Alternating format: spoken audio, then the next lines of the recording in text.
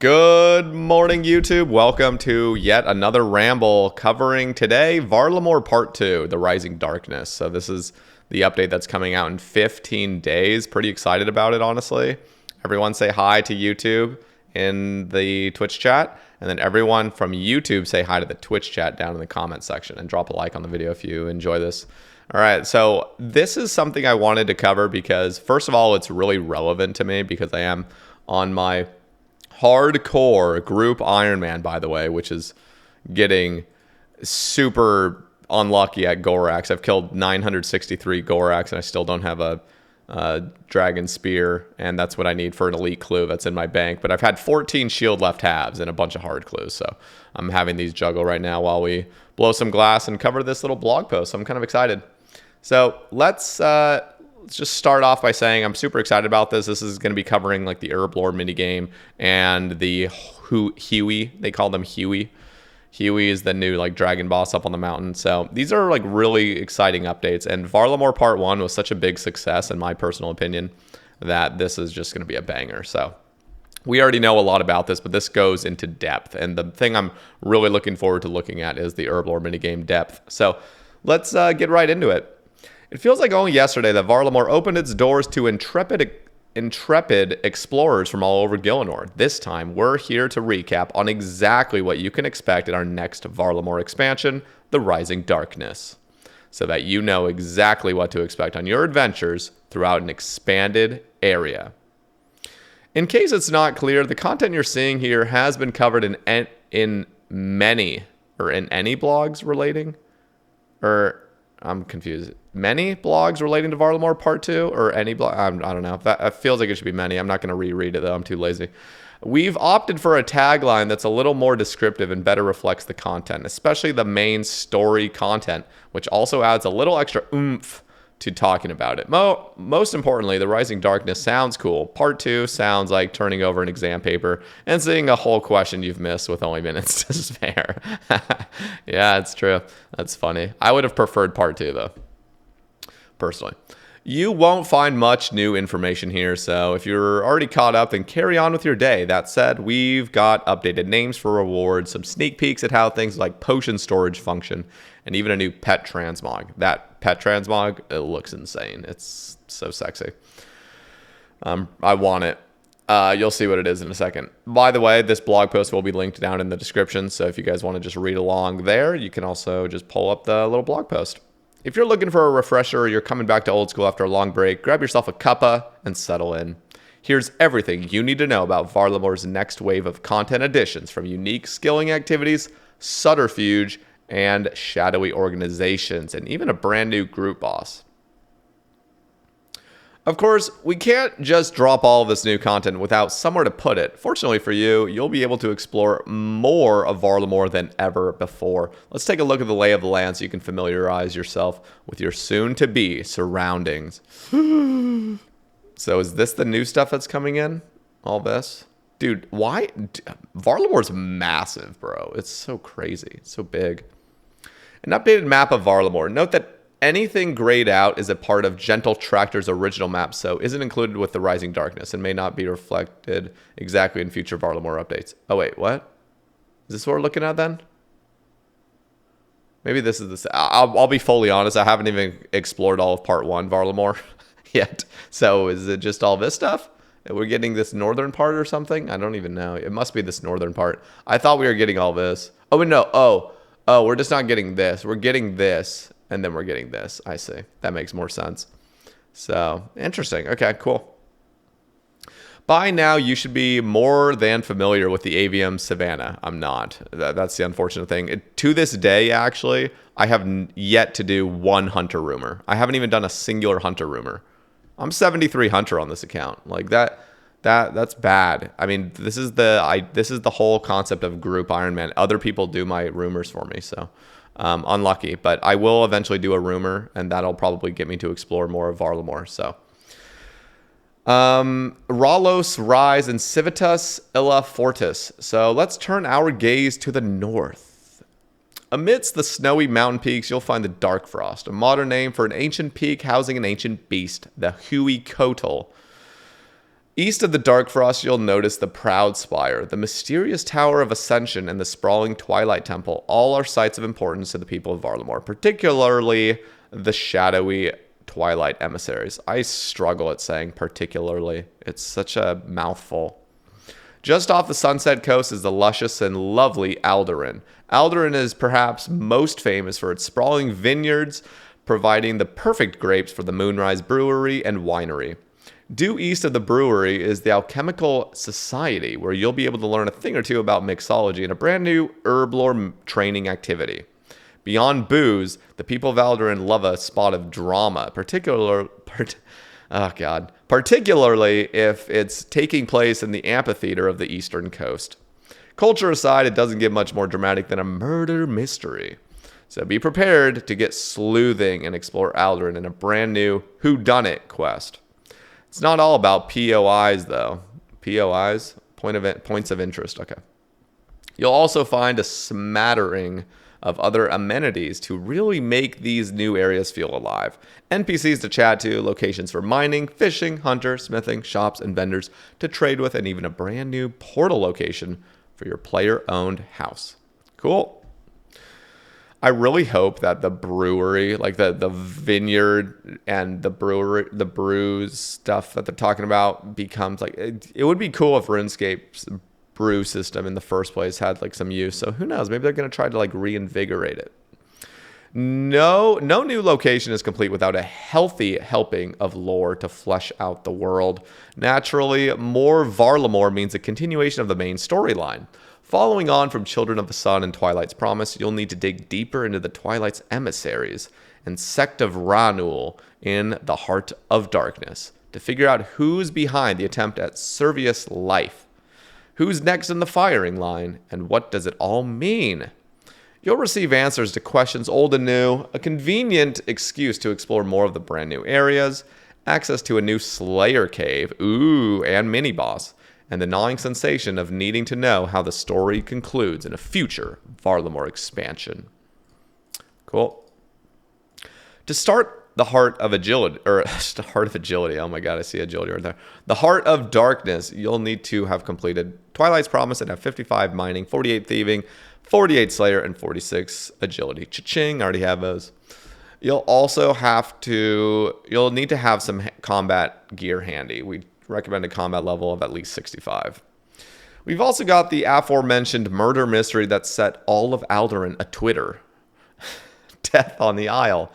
It's got everything. Disguises, deception, deductions, seductions. No, I'm kidding. Fun for the whole family. It's family friendly, boys. And girls. To say anything more would be spoiling it. It's not much of a mystery if you know everything, so go and check it out for yourself. To start Death on the Isle, you'll need to have completed Children of the Sun and have 40 thieving, 45 agility, and 30 crafting. We'd recommend a combat level of at least 50. Solving a murder mystery is sure to attract some unwanted attention after all. Okay. Earlier in the year, you gave us your blessing to release a handful of additional smaller quests for world building in the same vein as the riveting tale of a lily pad labor dispute, as described in this blog. Naturally, we're not going to spill the beans, but rest assured that there are a couple of other quests full of fantastic dialogue to breathe even more life into Varlamore. We can see you're already hovering over your space bars. I have been. I've been considering skipping this section. So let's keep moving and talk about a brand new group boss, the Huey Kotal. The Huey Kotal, new group boss. This thing just looks so bright. Like, I feel like it needs to be, like, darker or something. It's like this brightness got cranked up to the max. But I'm here for it. Let's see. Long ago, in the days before Varlamore's founding, the land was inhabited by a multitude of strange and powerful beings. It is said that one such being dwelled among the barren peaks of the Hailstorm Mountains. The old ones called this place Kotalpetal. But those who live in its shadow today call it the Dark Frost. There they say that Huey Kotal, a great and terrible serpent, lies sleeping, coiled around the heart of the mountain. They say its scales are strong as rock, and that it sleeps upon a bed of gold. They say that the dwarves who first encountered this monster were rewarded with riches beyond their wildest dreams. This thing's gonna drop like 2 fucking noted battle staves, by the way, guys. Sorry to burst your bubble. They say that when the Huecoatl awakes anew, it'll be angry enough to tear through stone.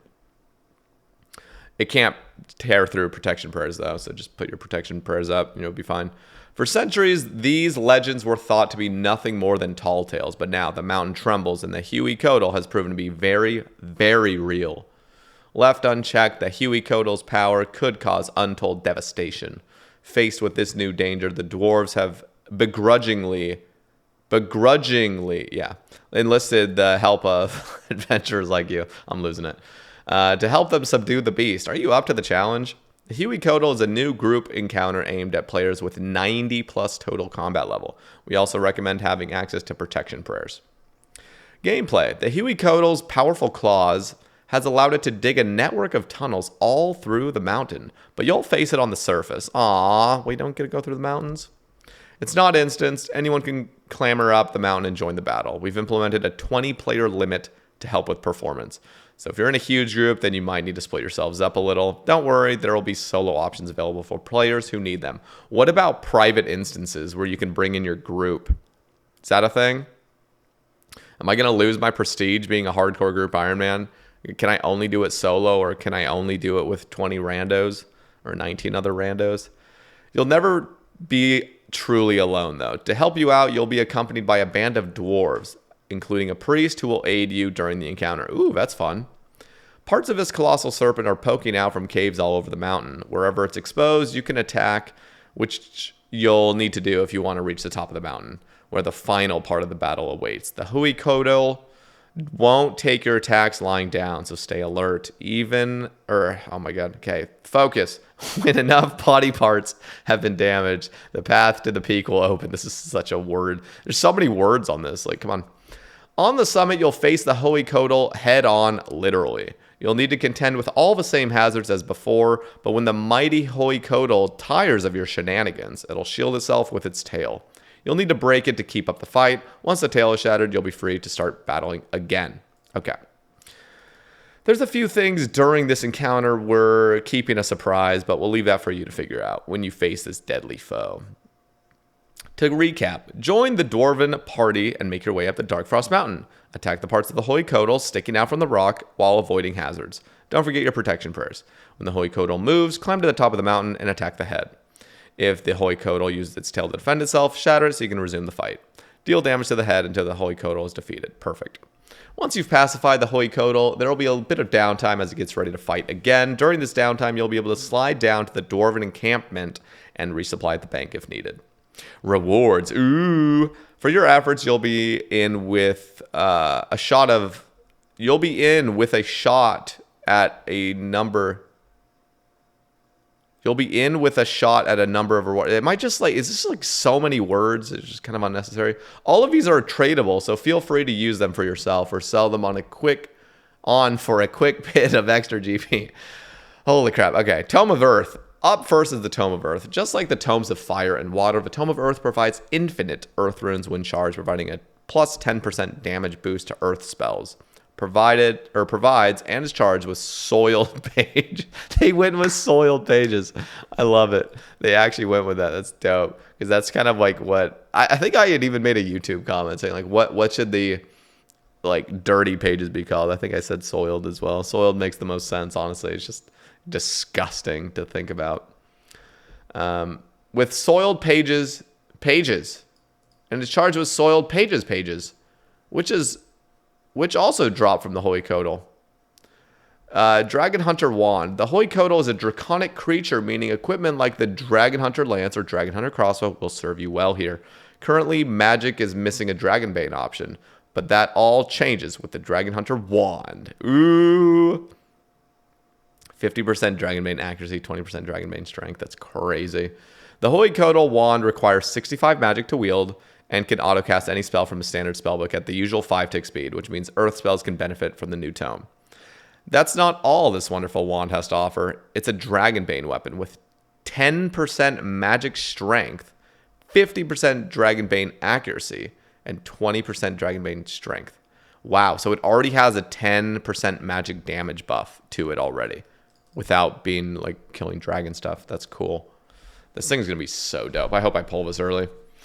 This puts the weapon in a really good spot against draconic creatures with elemental weaknesses and will be better than powered staves like the trident in this specific niche.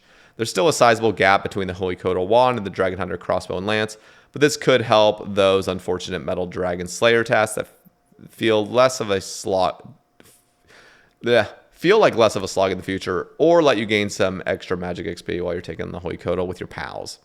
Holy Codal hide armor. Honestly, if it's anything looking like mixed hide, I'm super excited because they've been nailing it with some of the art and the armor. Like in the art department, the armor that's been coming out lately has been looking pretty sexy. So, especially mixed hide. The whole mixed hide set looks fucking great. If you guys don't know what I'm talking about, you should look it up. OSRS mixed hide. Look at that armor set. That's clean. I'm sorry. That's so clean. It kind of looks like Third Age a little bit. Okay, so this new set will consist of a head, body, legs, and fan braces, and will be an improvement over Blessed Dragonhide armor with a total of 8 prayer bonus across the 4 pieces and an extra 9 points of magic defense. That's cool.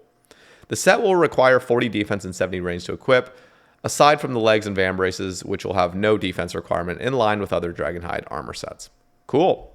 Prayer Regeneration Potion. Ooh. Our final reward is the new Prayer Regeneration Potion. The effect will regenerate 1 prayer point every 12 ticks for 8 minutes, which should give you around 8 prayer points per minute for a total of 66 points overall per dose. Let's see what this looks like in practice. 99 prayer using protection prayers. So 4 minutes versus with prayer regen, 7 minutes. 99 prayer using piety, 2.5 minutes versus 3 minutes now. Cool. To create this potion, you'll need a brand new herb, the seed for which will be dropped from the boss. Once you've grown the herb, you'll combine it with the new secondary, Aldarium, from Mastering Mixology to create this powerful pot, so long as you've got the level 58 herb lore. Cool. Yeah, this is going to be... So is it a 4-doser? Is that what it is? It's a 4-doser? They don't really say much, but I'm assuming it's a 4-dose potion. So, wow, 4-dose potion that's going to be healing 66. So it's basically like a double prayer pot long term, obviously. You'll note that the Chambers of Zarek prayer enhance is actually much better, but this potion is something you can carry with you to locations where recharging your prayer is inconvenient or situations where you won't be using prayers as much. That's all there is to know about the Holy Codal. We expect these worlds to be absolutely packed on release, so get together with your mates and try to snipe some big drops as a squad. I'll be honest, guys. I know this is already passed and everything that's coming out, but I would really love it if the prayer regeneration potion was able to boost you above your current prayer. You know what I mean? Just so that when it's passively regenning and there's no use for you to be turning on your prayer, it can still give you an effect. So maybe even up to like 10% of your max.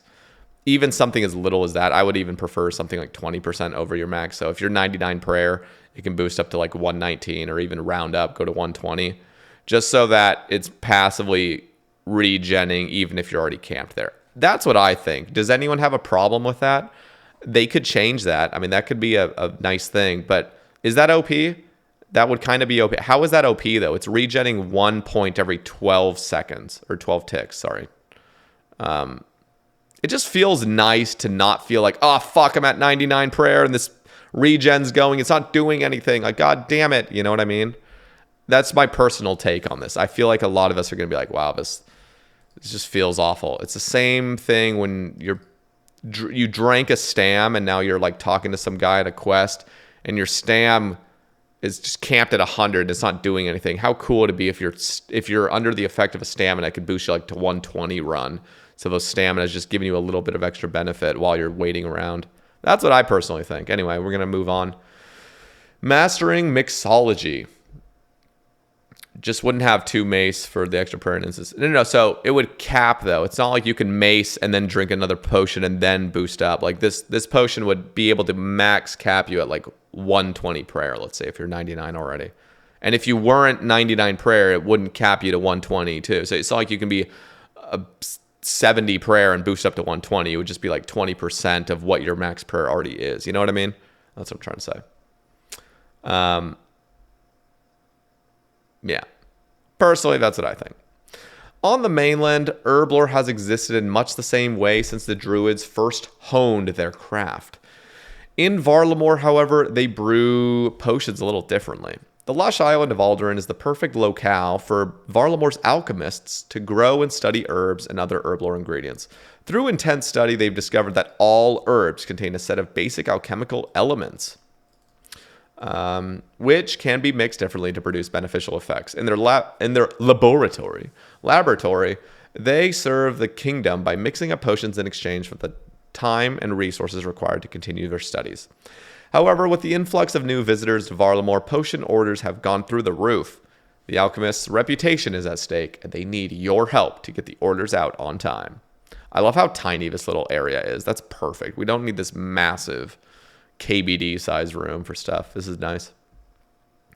Applying your herblore know-how to mixology is no easy feat. If you'd like to read up more on the finer details of the gameplay loop, you can check out one of the older blogs here. For now, let's give you a crash course. Why is there no button? Let's give you a crash course so that you're able to get started as soon as you've got access.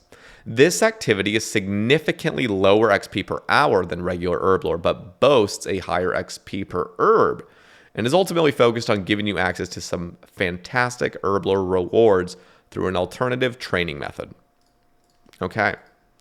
Mixology doesn't use secondary ingredients, so you'll only need to stock up on herbs. You'll have to process these herbs into their basic elements, then use those simple components to brew potions and satisfy incoming orders. Processing your herbs is as simple as it gets. Take unnoted herbs out of a convenient bank chest and use them on the nearby refiner. You can let this process happen on its own or click through herbs yourself to speed it up a little. Refining your herbs will give you mox, aga, or aga, or lye paste, depending on the type of herb you've put in. You'll need all three of these pastes to consistently satisfy potion orders, so get refining. From there, you can store up to 300 of your mox, aga, and lye reagents into a hopper, which should be more than enough for you to get started. Any excess paste can be stored in the bank, so you'll be able to refine a fistful of herbs while watching a show or listening to music and have a massive stock ready for mixology. That's kind of cool. I like that. It's going to be interesting how it all works out in practice. Also, is this instance things, or are we just going to be having to entity hide again, where there's just so many people. There's 8,000 people underneath your player and just a bunch of, just looks like ants running around. I wonder. On screen, you'll have 3 potion orders to choose from and an indicator for whether the end result needs to be concentrated, crystallized, or homogeneous. You're not going to need to memorize alchemical tables to participate. There are convenient lab notes nearby that tell you exactly what goes into each potion, so you can focus on using up specific reagents if you've gotten excess. Mixing a potion is simple. Use the levers on the mixing table, which is in the bottom table of the image we shared earlier, to fill up the mixing vessel. Grab the unfinished potion from the mixing vessel and either concentrate, crystallize, or homogenize it at the corresponding machine to finish it off. Okay, interesting. Place your mixology masterpiece on the conveyor built to finish your order. Belt? I'm so confused. To finish your order and receive points depending on how much mox, aga, or lye was used to make it. You'll use these points to purchase rewards, so you can always target orders that use more of the reagents you need more points for. You'll get the hang of things in no time. Yeah, Runelight will help out. There's more that you'll be able to do to accelerate your alchemical activity, but we'll let you figure those out. For now, let's take a look at what you'll be able to spend those points on. Ooh, rewards. Cool. Okay, so we've got an apprentice potion pack. Just gonna load us up with, expert potion pack. She's gonna fucking load us up with brews and sandfuse and all that good shit. Hell yeah. Prescription goggles. Alchemicus lab coat, pants, gloves, pouch, potion storage, pre-pod device. That's going to go crazy. Okay, let's read these. For varying quantities of mox, aga, and lye points, you'll be able to snag a whole host of Herblore rewards. Potion packs. Untradeable rewards tradable potions. The Alchemical Society has 3 varieties of potion packs for you to choose from. Apprentice, requiring 60 Herblore. Adept, requiring 70 Herblore. And Expert requires 85 Herblore. That's good to know, but it requires a Herblore level. Makes sense. Opening these packs will reward you with potions. The better the pack, the more potent the potion. Keep in mind that you won't be able to receive any potions that you lack the Herblore level to create. But these should serve as a fun way of turning stacks of herbs you'll never get through into something more usable. Aldarium and Goading potions. Tradable. To keep the Herblore thematic going strong, we'll be adding new potion with this update. The Potion of Goading. This pot will allow you to set aggro on any non-aggressive enemies within a 9x9 of the player using it. This means not only could you re-aggro enemies, but you'll be able to lure enemies that normally don't pay any attention to you, like Dust Devils. Any enemy that is already aggroed against another player will not be affected, as we don't want naughty players to be stealing kills. You'll be able to earn a new secondary called Aldarium from the Herblore activity, which will act as the reagent to create the Potion of Goading by combining it with an unfinished Harlander potion. Making the potion will require level 54 Herblore. Aldarium is also used as a secondary ingredient to make the prayer regeneration potions in conjunction with Waska herbs that you'll farm using seeds dropped by the Hoi Kodal, requiring level 58 Herblore. Reagents pouch, untradeable. Okay. Sorry, got to blow up his glass, boys. Make space for your secondaries with the latest in-item storing technology. Like the herb sack, this handy pouch lets you store up to 26 of all secondary ingredients. Why not 30? I'm confused. Why is it 26? Why not keep it in line with... That just like affects my OCD. Surely there's a reason, hopefully, that they're just saying 26. Probably because assumingly you're just going to have like an herb sack and your reagents pouch simultaneously. So like I don't know, I just feel like the herb sack holds 30 of each, so this being 26 of each, it just seems weird. But 26 of all secondary ingredients, from Limports to the Unicorn Horn, secondary ingredients inside the bag will be used in creating potions, so no need to remove them from the pouch. Wow. No, herb sack's 30 of each. Pretty sure. Yeah. Just to note, we will likely limit being able to take these into some areas of the game, as being able to craft 26 new potions inside the Inferno sounds a teeny bit broken. I already had a ramble talking about this, by the way. I don't think it's broken at all. I think it's a very interesting strat that noobs and like, listen, if you couldn't do the Inferno without fucking pausing every wave and making yourself new brews, you're probably not going to get past triple Jads and Zuck anyway. And I'm sorry, but in the middle of a fucking wave, if you're trying to pull out like herbs and put on your fucking alchemist goggles or whatever the fuck they're called and start like creating brews while 3 Jads are attacking you and you're thinking you're like literally that's not going to be happening. If you can't already do the Inferno without this, you're just, this isn't going to help you. What this does allow, though, is people like Port Khazard and Noob Type to do some fucking incredible things. That's why I would prefer there to not be restrictions. That's me personally. I don't think... I could be wrong. There's so many places where this could be abused, potentially, that I just haven't thought of. But places like the Inferno, or... I guess maybe Coliseum might be a little bit busted just because there is just so much waiting around and there's so few waves. But even a place like Coliseum, like people are going in there with like fucking 3 restores if you're good. Like, I don't know. But then again, watching No Monkey, he was running out of supplies. And if he had a secondary pouch and an herb sack, he was able to make a bunch of stuff before Soul. Yeah, maybe I could see that as being kind of broken. Again, I'm thinking on the spot right now. A place like Inferno, though, I never saw an issue with it. I personally just think it would be really interesting to see how players can like use this. Still need vials. Yeah, but you just would turn off Barbarian Smashing. Oh, this was the thing I was talking about in the other ramble about how this isn't broken. Is because you basically need to be like maxed in a way. Like you need to be able to be on Lunars by the end, and most people that are like, let's just imagine you ran out of supplies. Like you're trying to do the Colosseum, you've ran out of supplies, you're at Seoul, and you were on Ancients the whole time blood barraging.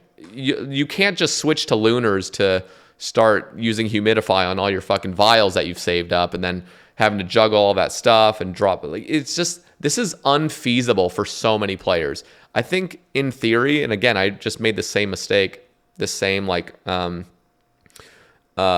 just lack of what all this entails, basically. So it's like, it's easy to like oversimplify this and be like, oh my god, like we're all of a sudden we have 26 more brews at our I'm losing what's English right now, I just can't even think of words right now, at our disposal. But no, that's not how it goes. You need to be so pimped out. You need to have like a magic cape to spellbook swap, or you need to permanently be on Lunars, and then whenever you're casting, and then you need to have 96 magic to spellbook swap. Like all of these things, it's such a mess to be able to actually utilize any of this stuff where you're creating brews and sandfuse in the middle of a fucking raid or whatever you're doing. So my whole point is that this is not busted. It's really not. It's just going to allow potentially some very unique completions of like snowflake builds, potentially. Again, you would need to do like the amount of shit that you need to bring to make this even viable. At that point, if you're that good at the game to even just remember to bring all that and have everything set up perfectly, you're probably already good enough at the game to just not even need that stuff. You know what I mean? Anyway, I'm gonna stop talking about that, but basically, let me know down in the comments if you guys know of some very clear examples of this being really abusable, and I'll readjust my situation or my position on it. But right now, I don't think it's that big of a problem. Alchemist outfit, untradeable. The prescribed eyewear in this stylish clothing set lets you see beyond the physical realm and into shamanism. Oh my god, shamanism's good. No. And into the science zone. Well, not really, but wearing them will net you a 10% chance of save a secondary ingredient when mixing potions. Ooh, that's cool. I like that. For all you hardcore fashionscapers out there, the full set contains goggles, top, legs, and gloves, but only the goggles will be needed for the effect. The rest is pure drip. Interesting. I like that. I actually like that they've decided to do that. Alchemist's Amulet, untradeable. Brimming with power, this imbued version of the classic amulet can be brought with a small amount of charges on first. Can be bought or brought? I swear, am I the one reading this wrong, or is just a bunch of typos on this blog? On first purchase, but additional charges can be added by using the standard amulets of chemistry on it. The Alchemist's Amulet increases the chance to mix 4-dose potions to 15%. Powerful stuff. Yeah, that'll be really nice. Honestly, I shouldn't do any more. I've already told my team to not make any more like potions until this stuff comes out, because it's been crazy. Okay. Pre-pot device. This special device lets you insert doses from up to 5 different potions and drink them all at once. Sounds a bit like our uni days. You'll be able to fill the device up using potions in your inventory or configure loadouts while at a bank, similar to how loadouts work for the rune pouch. You can save 4 different loadouts for potions, reorder them, handy for using a Ceridome brew before a super restore, fill the device up, or empty its current contents into the bank. As long as you're within a bank or next to a bank chest, you'll be able to drink from the pre-pot device to consume all of the potions from your current loadout at once. Talk about a time save. That sounds great. Potion storage, account unlock. This final reward is one of the most requested items in all of Herblore. A storage solution that will finally free your bank slots from the tyranny of potions. Essentially, after unlocking this item, a new element of the bank will allow you to place potions into it without taking up standard bank slots. You will still be able to place potions inside the regular area of the bank if you want faster access to specific potions and doses. We're still working on the finishing touches, but we've included an image showing the storage in action from an earlier working example. Take a look. You'll be able to set a handful of favorites, withdraw them in any quantity you like, and even withdraw vials directly from the storage interface. Okay, so hopefully this doesn't work as like the seed vault does, where it's just a bunch of lagging, like you're clicking on a seed and it just doesn't fucking register, like the chambers chests, how those used to work, remember? Anyway, so hopefully not. This looks nice though, because you just dump all the garbage potions that you'll never use into here. And then all your like good stuff you can still keep in your bank nicely. That's so cool. I love this. That's all the Alchemical Society have in store for the time being, but we're sure you'll find something you like amidst these hard-earned rewards. Now let's head back to somewhere more familiar, the southern tip of the Avium Savannah, where construction on a spine-tingling agility course is completed at last. Colossal Worm Agility Course. Whoa, that scared the hell out of me. Initially penned as part of the Varlamore's initial release, the Colossal Worm Agility Course is something we weren't able to deliver at that time. It's finally ready to be opened up, and Varlamore's Grand Museum needs your help. Wormtongue, who happens to be an anteater, just roll with it, has been appointed by the museum to lead a preservation effort and save the remains of this majestic colossal worm from a rampant termite infestation. While Wormtongue used to be pretty adept at catching termites on account of being an anteater, his age is catching up to him, and he needs your help to preserve this ancient landmark and supply him with snacks. This course is reminiscent of the Shazian agility course, offering a basic route for players with 50 agility and a more advanced route for players above 62 agility. You'll find yourself clambering all over scaffolding on a scenic and fairly low intensity course, so get ready to sit back, relax, and catch termites aplenty. The agility XP you're getting here will be slightly below other options in your level range due to its low intensity and long obstacle animations, but you'll be able to earn some nifty rewards here that you can't obtain anywhere else. I like that. That sounds really balanced. To earn rewards, you'll need to bring Wormtongue every termite you can find. As you run laps of the course, there's a chance for termites to appear on some obstacles. Clicking on any termites you see will start stacking them in your inventory so that you can keep them safe for bartering purposes. Rewards. Obviously, nobody wants to be caught walking around with a pocket full of termites because it's really hard to explain to your peers without sounding like a lunatic. Fortunately for you, they're used as a currency to trade with Wormtongue for a number of new rewards. The simplest among these are Amylase Packs and Colossal Worm Agility Course Teleport. Both of these do exactly what they say on the tin. Amylase Packs, that's nice. Teleport should make it easier for you to get back to the course, and the Amylase Packs you obtain should make for a competitive means of obtaining Amylase Crystals to sell on or use in Herblore. This is such a dope outfit, by the way. So dope. I love this. Yeah, that's sick.